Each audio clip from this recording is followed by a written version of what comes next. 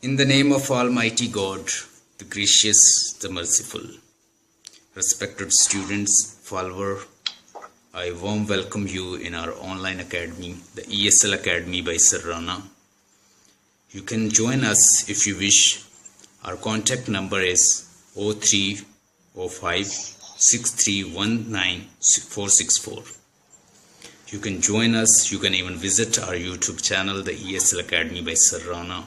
You can even follow us on our FB, Facebook pages, PhD MPhil Linguistic and Literature, the ESL Academy by RANA, the ESL Trainers.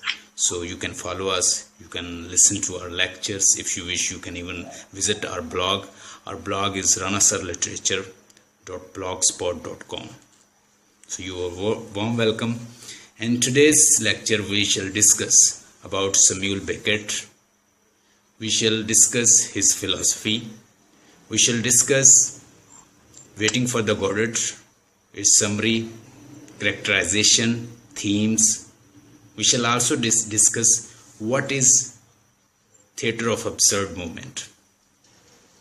Prior to discuss today's play, I would like to discuss about writer Samuel Beckett.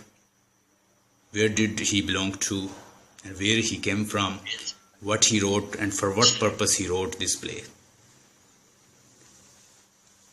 Myth of the Sisyphus.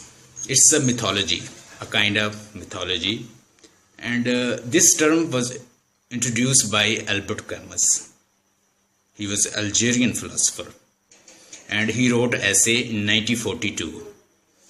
And literature of absurd movement or theatre of absurd movement, it is introduced from 1942 up till you could say 1989.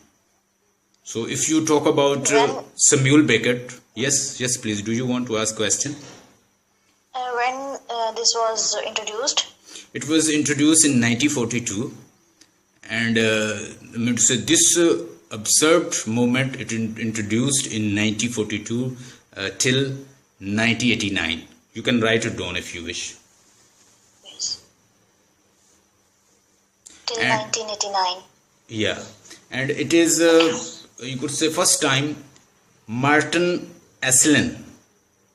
He declared that the literature or the play produced from 1950 to 1960, it is coming under the influence of the absurd theatre of absurd. But the word was introduced in 1942. Very first time